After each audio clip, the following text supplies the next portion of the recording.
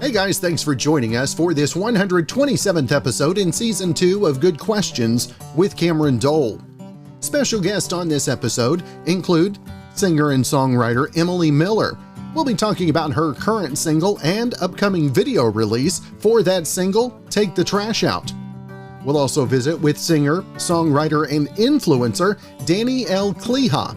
We'll talk about her latest single, her new lifestyle brand, upcoming shows, and much more.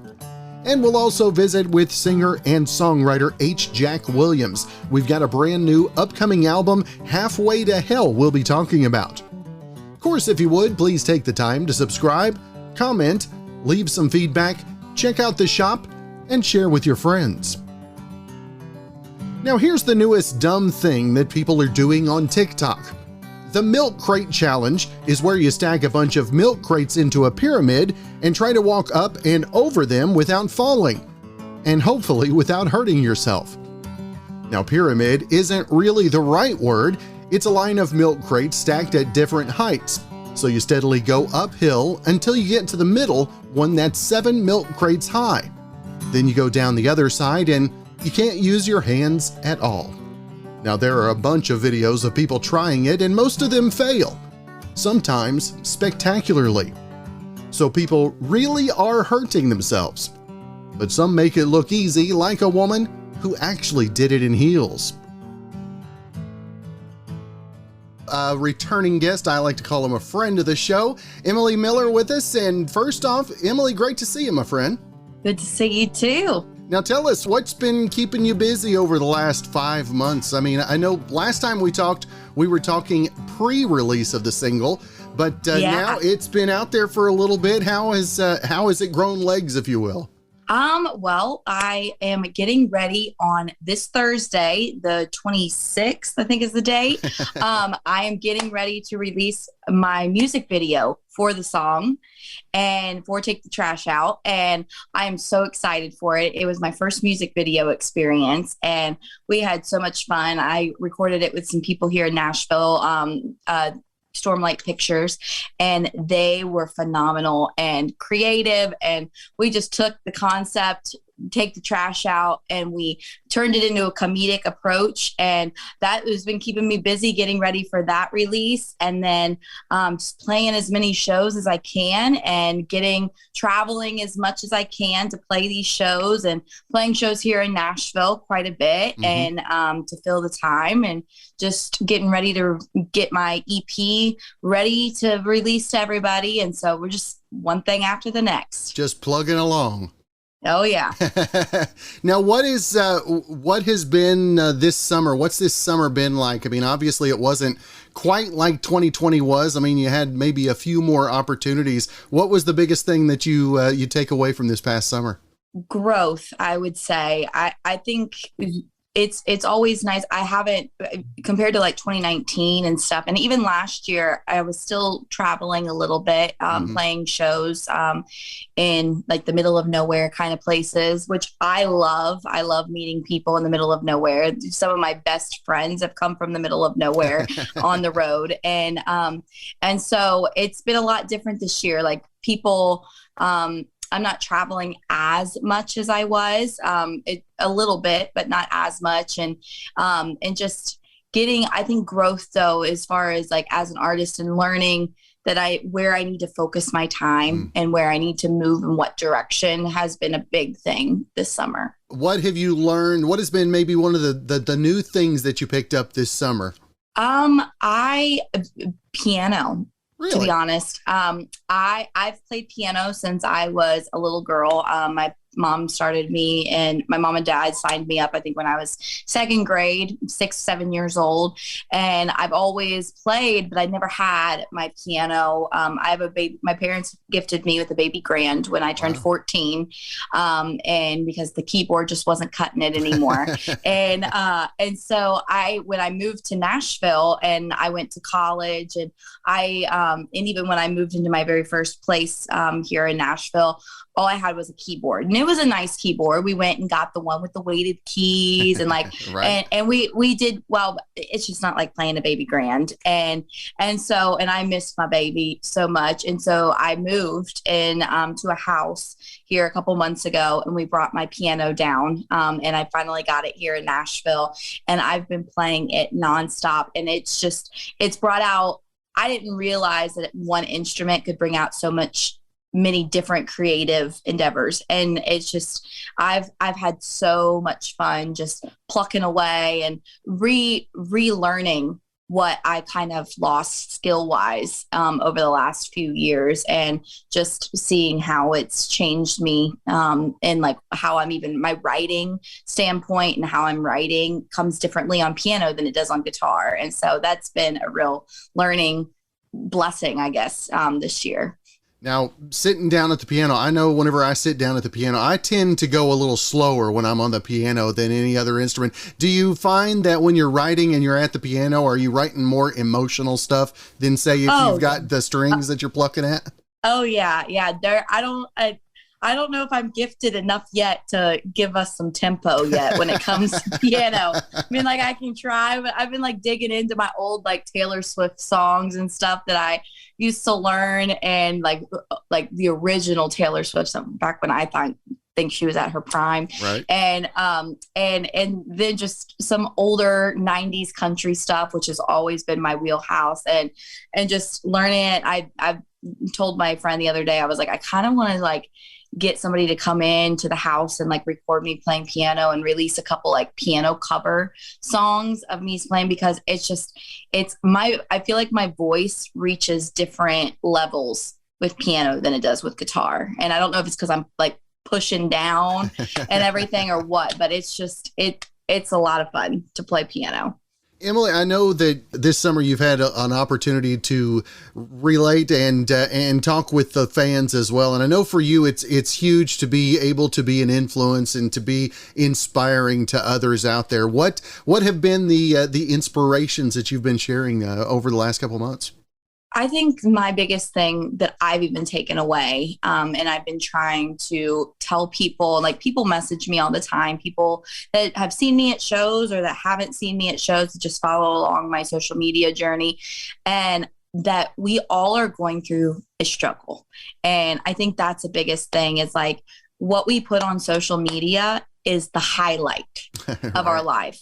Nobody's putting, like, I don't have kids, but I saw the other day, somebody that I follow was like, nobody's putting the kids having temper tantrums on social media. They put the pretty little family picture together. And that's always been my philosophy. I grew up in a family that was very like, hide your crazy and act like a lady. And my mom learned over the last few years that is no longer, I don't operate that way.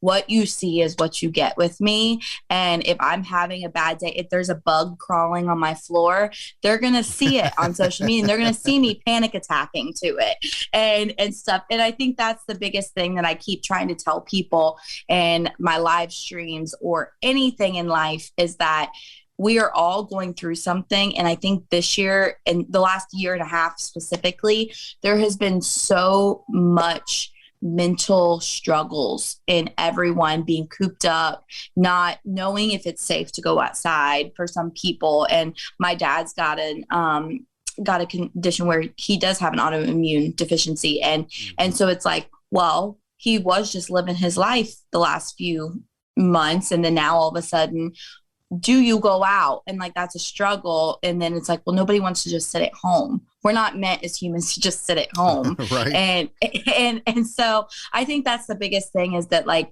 don't worry if you're struggling, because somebody else is going through the exact same thing, whether they want to share it or not. Everyone's going through their own battles. We just are very, very good on social media covering it. I tell you, we mentioned this kind of in passing before we came on the air. You know, we went through the whole phase 1 of COVID last year, and now that it seems like those numbers are getting back up there, I know we've seen some of the big names dropping some concerts for the rest of the year. I mean, how do you have to mentally prepare for the possibility of what could exist coming up? To be honest, I don't know. It's an everyday struggle. It's stressful. And and it's fun for us to do live streams and stuff. It's not as fun as being in front of people and performing. And I'm such a people person. And like, I have my introverted moments where I just want to sit, be quiet, and be by myself. But I have been thriving for the first time in like a long time because I'm in front of people 4 to 5 days a week. And that's what scares me. It's like seeing the big names drop their shows. It makes you wonder, are all of these, a lot of the bars that I used to play at before COVID, they're shut down, and they couldn't survive. And so things being shut down again, that's why it's scary. And I'm hopeful that we don't get to that point where the world is like completely shut down. And I don't think it will get to that point. I think people will resist that. But I'm lucky that we're not on the big stadium tour like level. And so like ours are a little bit more manageable and it's smaller crowds. And so I'm hopeful that we'll at least be able to survive. Now, I know you've had the opportunity to get out there and play. What was it like the first time getting back on the stage after months away? Weird. Like I forgot all the lyrics. I forgot all the words. I thought it would just come back to me. And then all of a sudden you're going to the second verse or the changed chorus. And you're like, what are the words to my own songs half the time? And then other songs that I'd been playing for years, couldn't remember them. And it wasn't even that I wasn't even playing them during quarantine, because it was just something about like when you're standing in front of somebody and then you just forget. And it was crazy. But now we're back to normal and hopefully we stay that way. How has the writing been for you? I know you talked about getting the piano now. How has the songwriting been for you? Has it picked up a little bit over the last few months? Yes, I will say my creative nature is starting to come back. For a while, when you're stuck inside, it's like, what can you do? Like, there's nothing. I need life experiences to pull from. And so it was a struggle to try to find something. I'm not one of those people that can write every day. Sometimes it's once a month that I get something that I'll take away and it'll be good. And, but yeah, it's been interesting. And like I said, I moved into this house, and decorating is also like a creative energy that I didn't realize was going to drain me. And so it's like when I went to sit down and write with some of my friends, all of a sudden it was like, I have nothing to give. And it was a weird, and my friend was like, well, maybe because you've been working on like painting and doing all this other like creative stuff, your creativity is gone. And I think, so I'm like, everything else is on the back burner with the house at this point. And we're back to trying. I'm like, the songwriting's more important at this point, but yeah, I'm trying. It depends on the day, to be honest. For me, it's always been that way. Now, what's the thing you look most forward to the rest of 2021 working into January 1, 2022?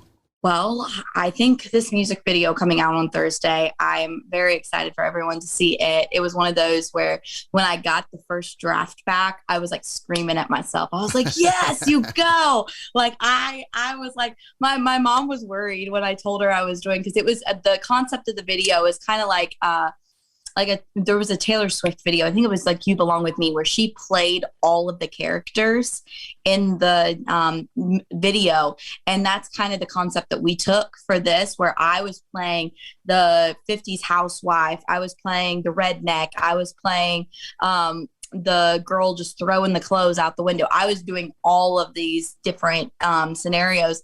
And so my mom was like, terrified. She's like, Emily, you're not an actress. And I was like, yeah, I know, but let's go. And so I think when at the end there was like, we made like this trash throne. And so that was, I think my favorite part. And when it came in, I was screaming at myself. I was fist pumping. I was like, yes, this is what I've always wanted. And so that I'm most excited about the music video coming out. And then, before the end of the year for sure. I don't have a specific date yet. My EP will be coming out, and so we're getting all the touches ready for that and getting ready for it to come out. And I'm excited. There's a couple new songs on there that people have not heard, and unless you've been at a writer's round here in Nashville or been out to a show, and so I'm excited for people to hear those songs and to get that out. And so hopefully that'll lead us up to 2021 or 2022. Yeah. There we go. It's already 2022. And then we'll start fresh with some new things in 2022. Now, what was it like to see yourself on the screen whenever you're seeing the playback? I mean, was that a little scary the first time? Yeah, it was. It was one of those where I was just, it was surreal, because it was like, you never know when the day of the video was a 12-hour day. And they were like stripping my makeup off, putting it back on, my face was raw by the end. And I was like worried in the last scene, because you could just like see all like the redness, like she was doing the best she could to like get the redness to like go away. And I have sensitive skin as is. Well, when you change my makeup 7 times in a day, and she's like, go take your makeup off, my eyes can't handle it anymore. And so seeing myself back on the screen and like seeing it all come together, and seeing scenes that I wasn't even a part of that they taped when I was doing a wardrobe change or whatnot. It was cool. And they actually filmed the video at my house here. Oh, wow. And so we did it in the backyard inside. And so it's kind of weird to see that's my house on the video. and so, yeah, I'm excited for it. That's good stuff. Now, Emily, again, the video comes out on Thursday. I want to make sure and let folks know where they can tune in, check out the video, pick up the single, updates on the EP, and social media and all that. Where's the best place for our folks to keep up with all this stuff? Well, I'm on Facebook, Instagram, YouTube. The video will be released on YouTube on Thursday at 5 p.m. Central Time, so 6 p.m. Eastern. And we have a couple other outlets that are going to be streaming it and stuff too. But the main source is YouTube on my YouTube channel. And Instagram, I have like a little link that takes you to all of my social media. You can find the song on Spotify, Apple Music, iTunes, wherever your heart desires. You can find the song and all the other stuff. Facebook's got my events and upcoming shows, and I try to keep those updated as much as possible. And so, but yeah. There you go. Well, Emily, it is always great to see you. And 5 months. It took us 5 months to get you back. Yes. It's great to visit with you again. I look forward to the release of the video and catching up again real soon, my friend. Yes. Thank you for having me. Now, my dentist tells me to start flossing every time I go in, but somehow they've never told me this. An oral health expert in the UK is trending on TikTok after explaining why it's better to brush your teeth before breakfast, not after. Now, some people wait so they can brush away all the food particles, but brushing right after breakfast isn't a great idea because your mouth is full of acid. Now, things like coffee, juice, and even toast make your mouth more acidic. And if you brush with all that acid in there, it can damage your enamel. Now, brushing before breakfast also adds a thin layer that protects your teeth from all that acid. And in general, there's a lot of bacteria in your mouth right after you wake up. So brushing before you eat is better for a few reasons. Now, if you really want a clean mouth, you could brush before and after. Just make sure you wait a little while before your post-breakfast brush. The American Dental Association says to wait an hour after eating, but some dentists say 30 minutes is enough. Or swish with water, and that should lower the amount of acid that's in there. We've got Dani-elle Kleha with us today, and she had to give me speech lessons again on the name. But Dani-elle, it is always great to visit with you.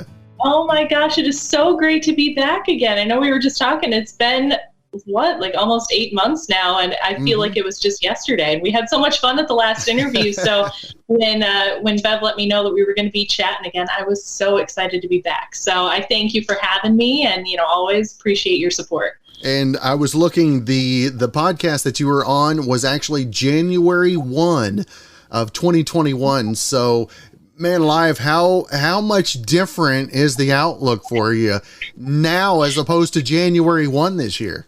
It's crazy. I mean, first of all, I feel like it was just yesterday. At the same time, as it just feels like everything is flying by. We were just talking about that. And, so much has changed, so much has stayed the same, so much has evolved. And you know what I mean? We're still not like back to fully touring yet, to fully, full capacity, everything quite yet, which of course hurts my heart. And I look forward to the day that we get back into that fully, and we're still in a lot of the virtual stuff, a lot of the Zoom stuff, a lot of the, all of that. But I look forward to the time when we are fully back into, especially like the Positive Youth Tour, because we kind of had to pause that when everything happened in the world. And we're still on that pause right now, because with that, we tour schools. We're in elementary schools and middle schools and high schools, and we talk about bullying, and I get to share my music with them, and I share my own message on bullying and things that I've dealt with. And so obviously, schools have kind of been back and forth. They've been doing Zoom, they've been doing in person. And so we have our fingers crossed that hopefully, with this coming fall and winter time, we can bring that back and get back into that. Now, how has, I know you talked about making a difference in kids' lives, and obviously being totally separate, that's made it a bit more of a challenge, but social media has probably helped out a lot in reaching out as well, right? It has in so many different ways. Between I've always loved social media. Like, that's always been something that's been very special to me, because even when life was normal, we'll call that the normal times, right? It was a great way for me to be able to communicate with fans and followers. And I always say, I hate saying the word fans because it sounds so impersonal. So with my friends, it's such a great way to communicate, even when we're on the road, or to those people who maybe can't make it to the show, or to the people who might be in another state, in another country even.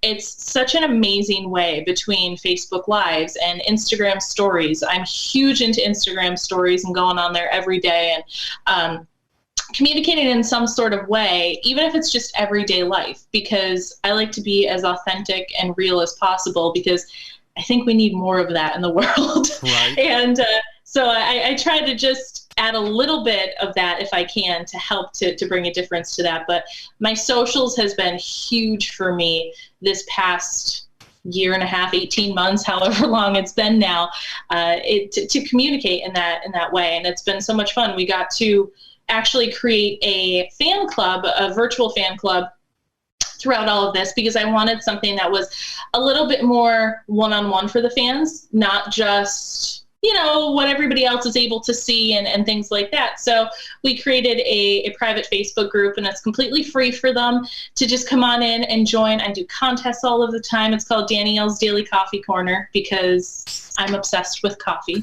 And it's a place where they get to communicate with each other. I get to communicate with them more one-on-one. Like I said, do more contests and exclusive content for them in that sense. And just a way for them to feel special. And so they just know how much I love them too. Now, what has songwriting been like since we spoke last? How has what's transpired this year affected your writing? Yeah, there's been so much. And I feel like everybody, no matter who you are, where you're from, it's been an emotional roller coaster ride. So I feel like, I have a day where I'm writing like a really happy song. And then even if I'm not down, it's like, I'll look at, I'm old school, and I like to have my notebooks. Like, I like the pen and paper, and I have my notes in my iPhone, but I still like, the old school. And I'll be looking at it and I'm like, man, this is just a down song, but it's so good. So I feel like, when we do get back into the studio to record and to release new music, it's kind of just going to be all over the place, which is what I like best, because I think people relate to that more. We're not always happy. We all, we have those down days too, where we need to put on a good sad song and just listen to it. And you know what I'm saying? So I feel like when that new music comes out, it's going to be an emotional roller coaster ride for everybody to go through together.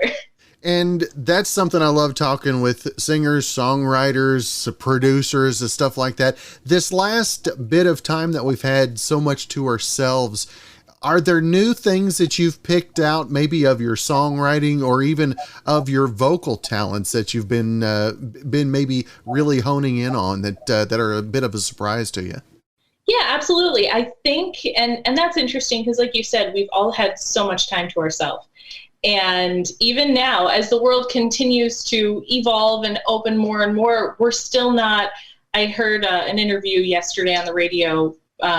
Jason Aldean was talking about that, and he was saying how for like the first 6 months, it was nice, almost like he said, you got a break and it got to spend time with family, and and then after that, it was kind of like, okay, well, and I do think that I've honed in a lot, not only in on certain things with my songwriting or my vocals or things like that, but also just on myself as an artist and the big vision of everything, the impact that I truly do want to make and the different ways that I can make that, maybe in ways that I didn't see before necessarily, and different things that I have wanted to branch out into.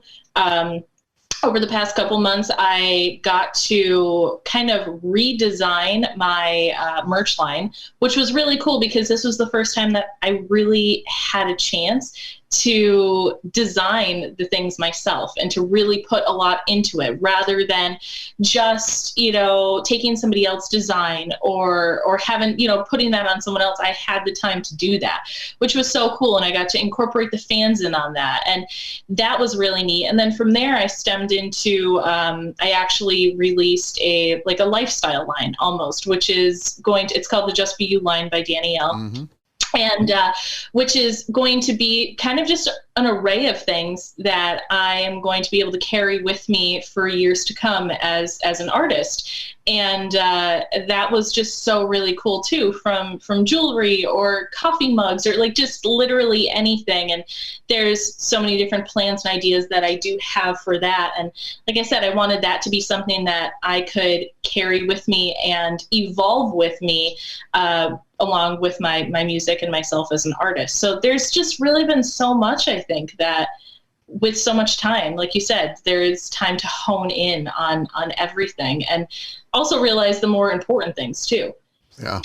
Now, I know you've had opportunities to get out and sing, and one of the ones that makes me the most nervous anytime you get asked to sing the national anthem, but you got a pretty big opportunity this month. And what's that like in the midst of all we're going through now? Well, you know what? I kind of have some bad news with that because that was supposed to happen this past weekend, and due to the hurricane actually that happened, it was canceled. So it literally, we tried so hard. They tried so hard to make it happen.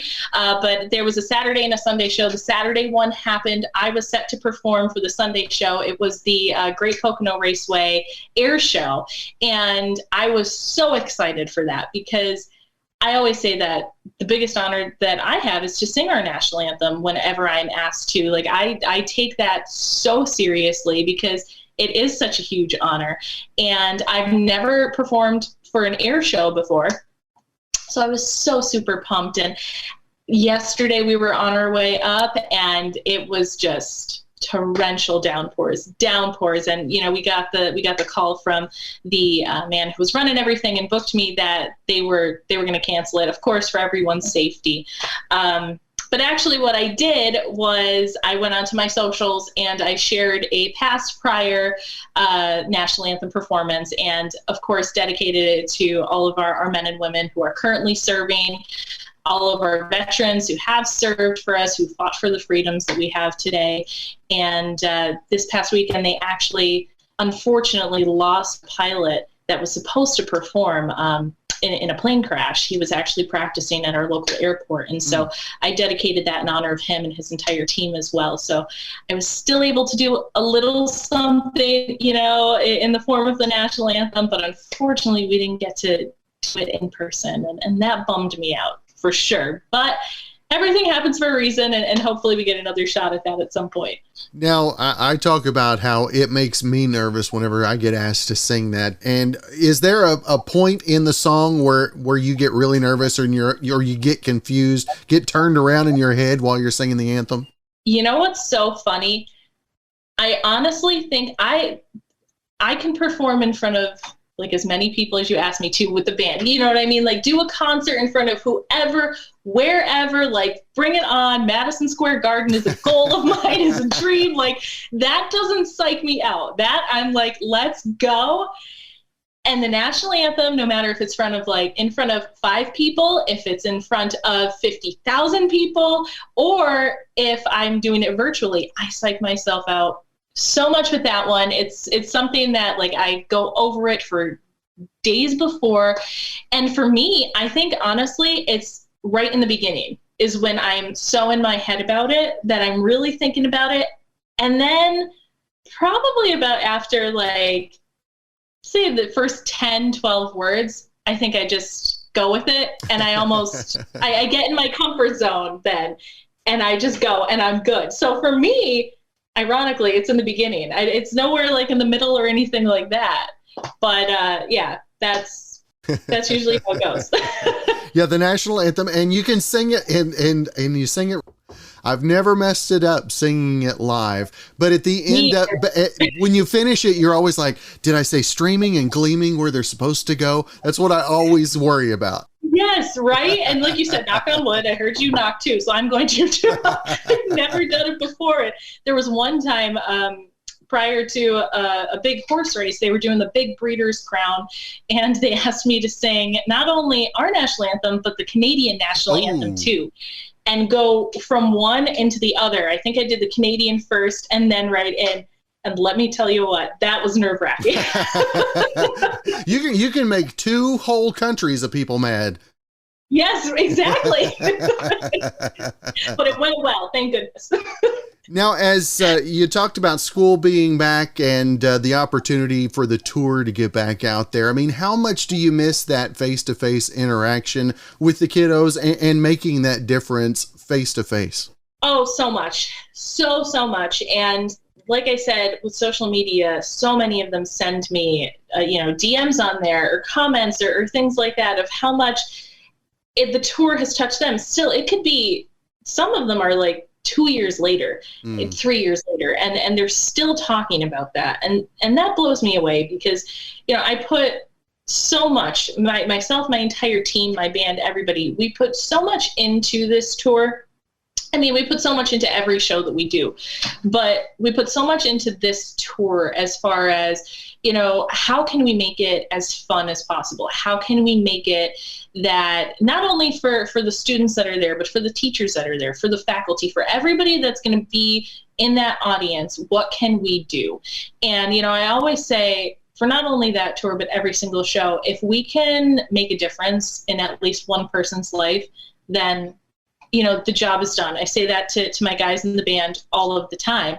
If we can touch at least one person with, my music or with things that I have gone through or things that I have dealt with, for the Positive Youth Tour, then, we're doing our job. Because I think as an artist, as a performer, it is our job that when somebody's coming to a show, however long you have, an hour, 45 minutes, 2 hours, however long they're going to be there, it's our job to have them come in, sit down in that seat and forget about everything else.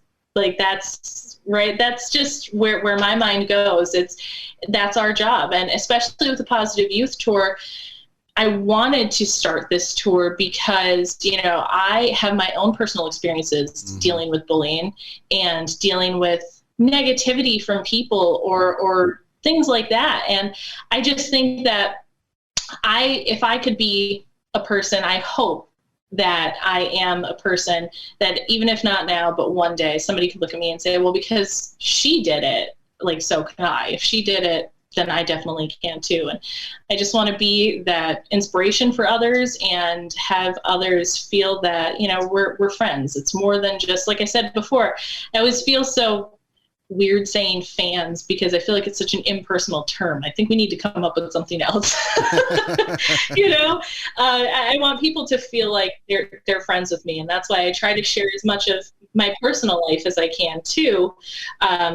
Just so they know everybody in my life. They know my dog's name. They know my parents. They know my friends and my family, and that's how I want to keep that. Now, how have the struggles of the youth that are reaching out to you, how have their struggles changed this year?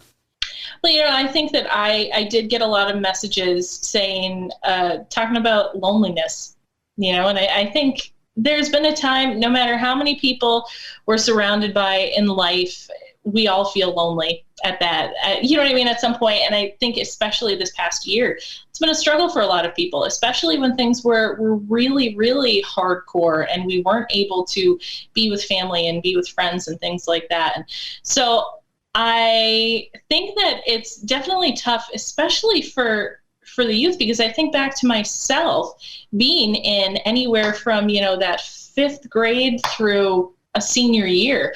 And that's some difficult times. You know, you're trying to figure yourself out. You're trying to figure everything out. You're trying to juggle life and friends and school and all of that, and then throw a pandemic in on top of it. And, I'm 25 and throw a pandemic in on top of it. And I was going crazy. You know what I'm saying? So that's where a lot of different messages came from. And I just try to talk with them. And like I said, be like a friend, you know, that's why I like to do the lives, and I like to incorporate different things in contests and fun stuff like that even when we can't be physically together, couldn't be doing meet and greets and things like that, they still feel like someone is there for them. What is on the schedule, the calendar leading up to 2022? What has got your excitement peaked for the rest of 2021? Well, you know what? We have a lot of different fun things coming up. Some things that we haven't announced yet, so I can't fully talk about them. But, you know, of course, like I said, we're trying to figure some stuff out for Positive Youth Tour, that even if we can't physically get into schools, we want to do some sort of outdoor concert, something like that. Even maybe just some sort of one huge, big concert that we can do. Of course, we're following, we have to follow everything that's going on. And from day one, the most important thing to me was the safety of my band and my family and the fans and, everybody. So we're still keeping that our number one priority. So just trying to figure out, even like you said, going into 2022, it's crazy to say that, that's even a thought right now. But going into 2022, just kind of brainstorming and game planning everything that's going to come with shows. Again, the tour, we have so many different updates and thoughts and ideas when it comes to that tour in particular. And, we have some different local things. I know that we're going to be playing something, just a duo, like myself and my guitar player. They're doing something in December. And there's a few different things that I'm going to be launching very soon that I'm really excited about. So that, and we're going to be expanding, like I said, my lifestyle line and the merch line, and just doing a lot more for the fans and with the fans. And of course, writing all the time. So new music will be around the corner. So just a lot to be excited about. And I hope everybody else is just as excited as I am. That is right. And Dani-elle, if folks want to keep up with all of that exciting news, all of the music, the tour, the merch, the lifestyle line, where's the best place to keep up with all of it? Of course, yeah. So you can go to my website. It's daniellesings.com, DANI-ELLE sings.com. Of course, from there you could get linked to my Instagram, my Facebook. Those are my two socials that I am on daily, all of the time. And of course, you could join the fan club group. If you go on Facebook, you just search Dani-elle's Daily Coffee Corner and request to join, and either myself or someone from the team will let you on in, and you can come and join the family. There you go. Well, Dani-elle, it is always great to see you, my friend. I appreciate you taking some time out of your schedule and look forward to catching up again real soon. Well, thank you so much, Cameron. It's always so wonderful talking to you, and I really do appreciate all of your support. It means so much. Well, it's National Waffle Day. So here's a question. What do you like best? Waffles, pancakes, or French toast? A recent poll asked 45,000 people to name their favorite breakfast food, but they only gave 5 options: pancakes, waffles, French toast, eggs, or something else. And here's how people answered. Number 1, eggs. They got 43% of the vote. Number 2, pancakes, 18%. Number 3, French toast, 16%. Number 4, waffles, only 13%, so they're the least popular of the 3. Number 5, other, so things like bacon, sausage, and toast. Even though waffles didn't rank that high, most of us do enjoy them. Another recent survey found 76% of us like waffles. That includes 80% of women and 69% of men. Southerners and people over 65 love them the most. Our final guest on the episode today, another friend of the show. It's been a friendly episode today. All of our guests have been friends of the show, including our final guest, singer-songwriter H. Jack Williams. And Jack, it's good to see you again, my friend. It's good to be back. It is. And obviously, because when you come back on, you got something you want to talk about. And I'm excited to talk about the album that is soon to release, Halfway to Hell. And tell us, Jack, about the story behind the album and how excited you are to have one out there. Well, it's not out yet, but I am excited because that it's done. It started when COVID started. You've heard this story a million times from everybody, but you know, COVID happened and I was supposed to be doing a whole bunch of other stuff and COVID happened. And so like everybody else, probably I laid on the couch and watched Netflix for about 3-4 weeks until I saw everything I could see. And then I was like, now what do I do? So I came in here, my studio, and I wrote One More Day. I think started writing One More Day. I think it was the first song I wrote. And then I sent it to Kevin Costner, and he added something to it, and then it came back. And then I called Adam up, and I said, I think we need to do an album. I said, I think that's what we should do for this. And he was all for it. And I said, only this. I said, this one here, I said, I'm going to ask all my friends to be part of it, either co-write it with me or play on it. And when I say friends, I mean friends that are people that are going to be impressed with, like Gary Rosington and Ricky Medlock from Leonard Skinner. The process that we use is that I write something, it'll go around to everybody that's involved in the writing of it, whoever that may be. And if it's by myself, then it'll just be me and Adam. And I'll do a little work tape of it here on my studio. I'll do a lot of there's the kind of feel I want, not just a guitar, but a few instruments. And when we got started, and then as we would get a batch of 3 done, I would just send out, hey, any chance you could play on my album? And sure. And so that's what I'm really excited about is all the people that have been part of this album. I mean, it's incredible. I mean, Gary Rosington and Ricky Medlock never played on anything but Leonard Skinner in their life. So that's going to be quite a thing when people see their names on there. And they brought their A game when they played on it. They really did. There was like, well, it was Adam. And then there was there was Carl Dunn, the photographer. And then there was Mark Gillard from Kevin Costner's camp, and they're filming it when they did it. But there was only about 6 or 7 of us, and then one of my publishers. And I think the hair stood back on the back of our necks when Gary and Ricky, I mean, it was like, I've known Gary since way longer, long before the plane crash. We've been friends and friends, but I've never had him sit in a room and play his A game like that. And it was like, even for me, it was like, Jesus, these guys are great. I had Tom Bukovac played on it, and Corey McCormick from Lucas Nelson's band played on it, and Drew Smithers played on it. And it's just a great. Jim Moose Brown produced one of the tracks on it, produced the last track, and co-wrote it with Kevin and I. And he wrote It's 5 O'Clock Somewhere, and he played in Bob Seger's band, and he's awesome, and that track is awesome. So I'm excited because I think it's going to turn some heads, and I think people won't believe an old guy like me did it. And how much of you doing it is just kind of a little bit of a thumb in your nose at folks that didn't have a faith in you as well? None. No, there's not.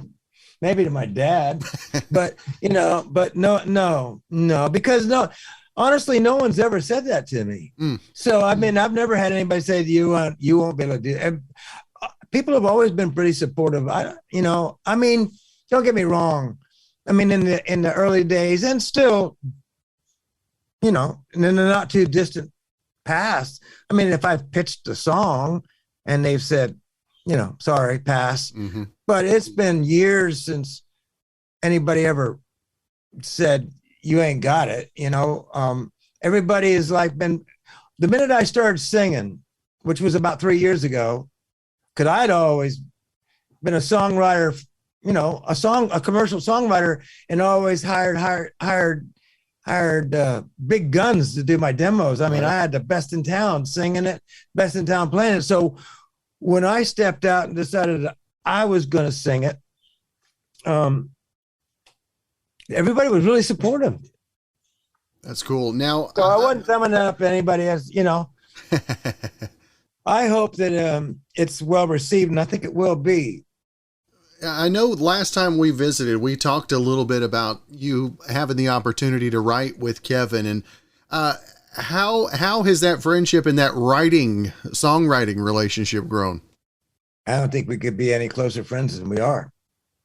I've done things with Kevin and for Kevin that, I mean, he loves to write songs. And so when we write, and then when we go in the studio, I do things like I'll start talking to him a month ahead of time going, on this day, we're going in the studio and we're going to cut this song. And on this day, Gary Rosen and Ricky Medlock from Leonard Skinner are going to be in there playing on our song. And on this day, and I will just pester the shit out of him all the way till that day. And then that day, we'll have him on Zoom and he'll be in there. And it's really great because he has as much respect for those guys as they have for him. So it's like he gets to be part of it, which is he loves. I include him in on all that kind of stuff because otherwise he wouldn't get, otherwise, he wouldn't, that wouldn't happen normally, I mean, but I do. And then we've written some really good stuff together, and he's on tour right now, and I think he's performing 2 or 3 of my songs on tour. I had a clip of one last night that they sent me, and so I mean, so it's great. I mean, it's great. It's good. It's a great relationship. It's been going on like 7 years now, so it's really good. Now, I tried to pester him as much as I could in the beginning, so he knew that I meant business. You weren't just going to be easily shooed away. How much different do you look at songwriting now whenever you're songwriting for yourself? I mean, how much different are you as a songwriter writing for yourself? Oh, I'm honest now. Now I talk about what's really inside of me, not what I'm making up to please other people or to get a cut, or I'm not saying that some of that stuff out there isn't honest, because it is. I mean, the house that built me, Lord, how more honest can you get? And there's some really honest stuff out there. I'm just saying what I'm writing would never be on country radio because it's too dark. But at least I'm reaching down and pulling out the real deal. I mean, this is, but you know, I'm not saying, okay, well, there is one song on my record called Beat Me Again. W. Earl Brown, the actor, and I and Adam wrote it, but he actually wrote that lyric, most of that lyric. I told him my past, my history as a kid, and he wrote that lyric. And then after we wrote that, then we both went back and forth on it. And then when we recorded it, that's the one that's the duet with Brandy Zidane. And that was the one that I was like, well, it's about abuse and about child abuse. And I said, Adam, I said, I think we need to make this a duet.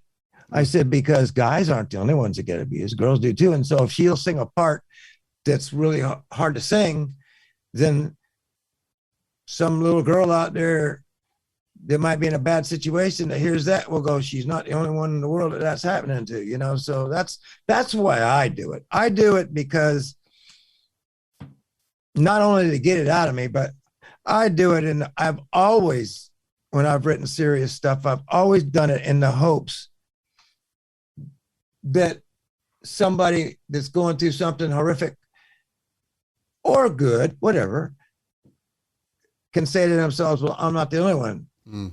I was just having this conversation with somebody today, and that I'm starting to work with, and we were just talking about when we were kids, you know, on my first crush. And I remember how bad I was hurting. You know, I was a 12-year-old, and I remember, I think it was either Jerry and the Pacemakers, or I think it was Jerry and the Pacemakers, Don't Let the Sun Catch You Crying, or something like that. There was one of Don't Let or something, some sad Beatles song. Mm-hmm. And it was like, I feel so much better now because I know that he feels the same, even though he didn't. But, you know, yeah, that's how I feel. I feel it's honest. And how much has streaming, Netflix, Hulu, all the extra streaming services? I know we talked a little bit about writing for the screen before, music for the screen. How much has that opened up the game for songwriters and singers as well the last few years? Wide open. I think that's the new, I mean, for people that, you know, for people that want to do that kind of thing, I think that's the new. I know music supervisors. I've heard music supervisors say that they're the new A&R. They're the new A&R people of the world, because they are. Because if let's say the music supervisor for a new show, well, let's just take any show. Let's just take Yellowstone, for an example. Like I said, I don't know them at all. Let's say I don't know them, and all of a sudden they get. So my publisher send them my record, and the music supervisor hears something on that works for what she's looking for. Well, not only, and this is today's world, not only does she go, wow, this is great, but this is great for him, because once I do this is going to beef up his album. It's going to make him, and all of a sudden, oh, wow, they pulled that song off of that. Well, another music supervisor, it becomes a thing. And it's off of that project, whether it's an EP or whether it's an album or whether it's a 3-song. It doesn't matter. They pull it off that project, and that artist suddenly is gaining momentum where radio might have done it for him in another time and place. That makes sense? Completely makes sense. And I know that for myself, I remember back in the day whenever iTunes was first coming out, and they always had one of the new songs that they would post on those iTunes commercials. And as a radio guy, a lot of times those were songs that I had not yet heard. And so it was an opportunity for me to pick up on some new music as well. And how have you seen that on firsthand, the correlation between the music and the screen helping one another out? For me? Well, for me, it helps when people find out that you've had songs on TV. But when they know that, when you say that, like for this album, for example, in the beginning, I was being a little bit naive at my age, and I was looking for an album deal because I wanted this project to be out there I didn't really know what I was looking for, but I knew that I wanted this project to be out there so it could be not sold so much, but get out there to where the music supervisors could hear it, or to where big ears could hear it. Mm-hmm. And so then I found out from Bev. I mean, Bev was really the one that opened my ears up to this. It was like, I don't think you're looking for a record deal. I think you're looking for a big distribution deal, and somebody that also does sync too. Somebody that's in the sync world. And then she found Copperline, and that's who we're signing with. And Copperline is affiliated with Sony's The Orchard, and they have across the board, they have big syncs and stuff like that. So I think that's all going to be part of what's going to happen with this, because I'm strictly, I'm not writing so that I can go on tour. I'm writing so that my songs can go on tour, right? In the film world. But I don't mind it would be nice to play a few dates. I mean, like if I got a big song in a movie or a song in a big movie, that's wrong, the other way to put it, a song in a big movie, and I was able, and that was like big stuff, then it would be nice to go out and do a few dates. Not a big tour because I'm too busy to do that, but go out and open up for somebody and talk about my song, because I love performing. Now, you talked about some of the co-writers that helped on the album, but the players as well, just as top-notch as the other writers you were able to work along with on this project. Oh my God. I'm telling you, I think I made a thing. I had to make a thing for Bev yesterday, and I was actually shocked. I mean, she wanted the players. Okay, so on the songwriters on it, we got Kevin Costner wrote 2 songs. Heidi Newfield wrote one with me. Tommy Connors wrote one with me. Troy Johnson wrote one with me. W. Earl Brown wrote one with me. Moose wrote one with me, and Adam wrote most of them with me. So that's the writers, and then the instrumental guys, the players, Gary Rosington, Ricky Medlock, Moose Brown, Tom Bukovac, Mike Johnson, who's probably the top pedal steel player in town, Matt Coombs, who's probably the top string guy in town, Brandy Zidane, an artist in her own right, did the duet with me, Drew Smithers. I know you know who Drew Smithers is and William Moore, who's a big bass player in town. He played bass. Corey McCormick played bass. Teddy Morgan from Kevin's band played on one song, and then Tim Quick from the Bacon Brothers and Gloria Gaynor played on a song. So, and honestly, the only reason why we don't have twice that many, because I talked to so many more people. Dwayne Betts actually played on a song, but we had to pull it because it was just too much real estate and too many other things going on. We had to just pull that part. But I mean, Adam finally had to say, "Stop, Jack. There's no room for you to put any more people on this." I mean, if you keep asking people to play and they keep saying yes, and I got to find a hole for them to play in, it's going to sound like a jam session on every song, and that's not what we want. So I finally had to shut up and quit asking people, but it was fun. It was fun to ask people to play, and, especially my favorite players, not because of who they were, but because I love the way they play. And for you, what does that say to you personally, the respect that the players, the other songwriters have to also be a part of the project? Well, I'm always been the one that always thought that I wasn't too good, and I always thought that I wasn't worth much, but I always looked at myself, still do. I look at myself as that I wish I could be in that camp. I wish I could be in that game, but I think this has shown me that they must think that I'm okay for them to play on my record, because I don't think they would I don't think they would be risking their reputations if there wasn't something to risk it for. Yeah. So it must have something good. It's still hard for me to believe. It's still hard for me to believe how much people like my voice. I grew up with people telling me all my life that I couldn't carry a tune in a bucket if I tried. And then Richie Havens told me in the beginning that I should sing, but then I didn't listen to him. I still thought I was awful, so I never did.